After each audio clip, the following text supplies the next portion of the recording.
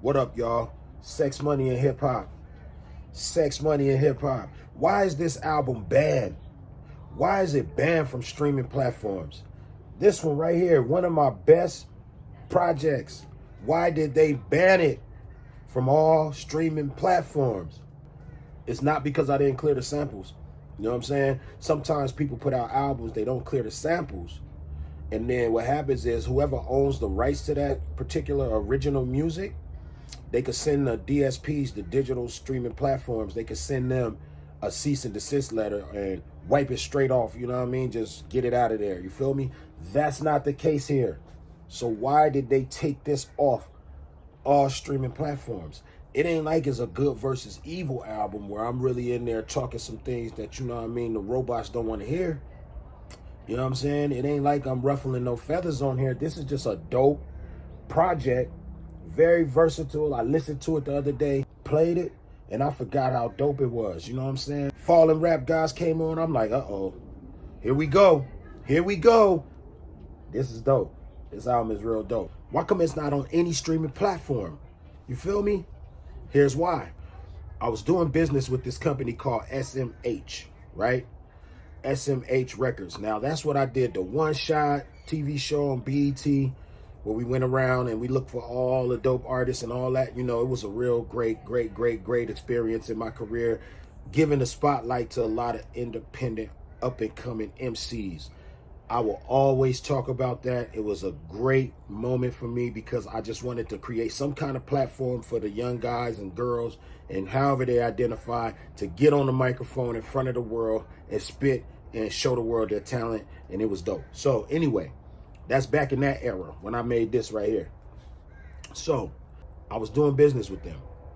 They were putting out independent projects that had nothing to do with me, right?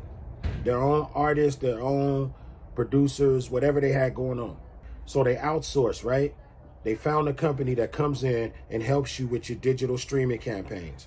They help you with anything, all your digital real estate. These companies are like independent contractors. You hire them, they come in, they help you with your campaigns as far as social media, as far as streaming, everything, playlisting, you name it, they do it. This particular company that they hired did a little funny business. So this streaming company created a lot of fake streams, robots, devices, all that, right? Now, SMH, I don't know if they knew about that or not. I'm not here to talk about SMH. Shout out to them, you know, especially Mike Smith, you know, got love for him. But this company that they hired definitely got into some funny business, right? And start getting them fake streams popping. And they got caught for them fake streams. You feel me? So once they got caught for the fake streams, anything that had the SMH logo on it got removed off all DSPs. All digital streaming platforms removed anything that had SMH on it. And this has SMH on it. So boom, they took my album, which I got my own team. I didn't have nobody from that other company dealing with anything having to do with COB products. Feel me? I got my own team. But they didn't know that I had my own team. They didn't do that type of investigation. They just said anything with that logo on it is out of here. And that's why, boom, I got banned. All streaming platforms. Sex, Money, and Hip Hop. Damn. Now, that's pretty fucked up, right?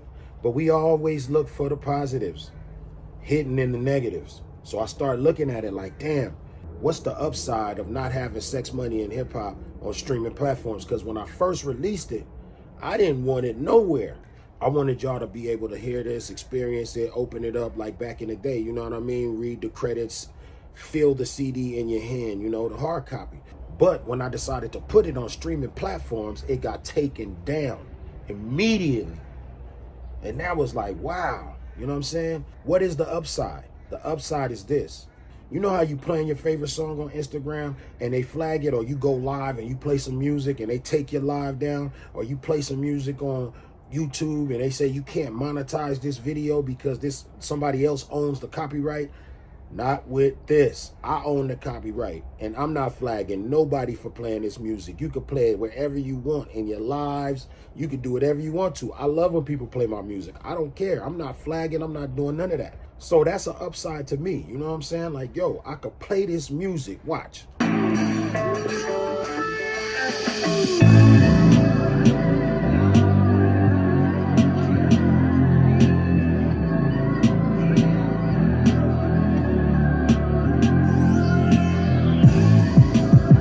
See, I could play the music, nobody flagging it. And listen, sometimes they flag me for playing my own music, because when artists team up with distribution companies and blah, blah, and you see all these different entities attached to this one project, those entities are saying, yo, you can only play this music if all of us agree that you can play this music, even though you made it.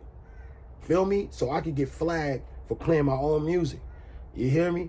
They can't flag me for sex, money, and hip hop, and I love it. So when I go live, y'all gonna hear me bumping that. You feel me? They can't do nothing. Okay, here's another upside. You guys get to experience music that exists outside of the streaming era, that exists outside of all those spaces.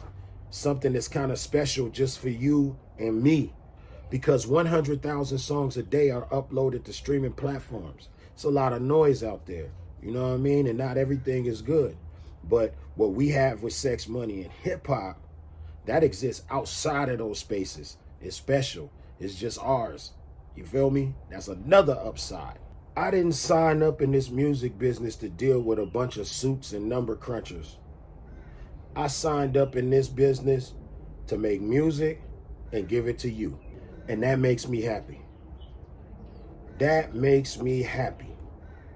And it's hard for me to be happy on the business side of music, because it's full of shit. Point blank. It's full of shit. I'm still fighting to get my royalties, publishing, and checks and money from work I did 20 years ago, because these vultures and savages, they like to play games.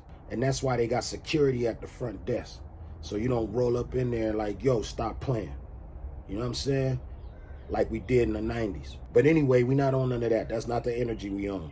Sex, Money, and Hip Hop is not on streaming platforms, and that suits me just fine, because you can listen to the hard copy, you know what I'm saying? Get the autograph joint and be good. All right, y'all. Peace.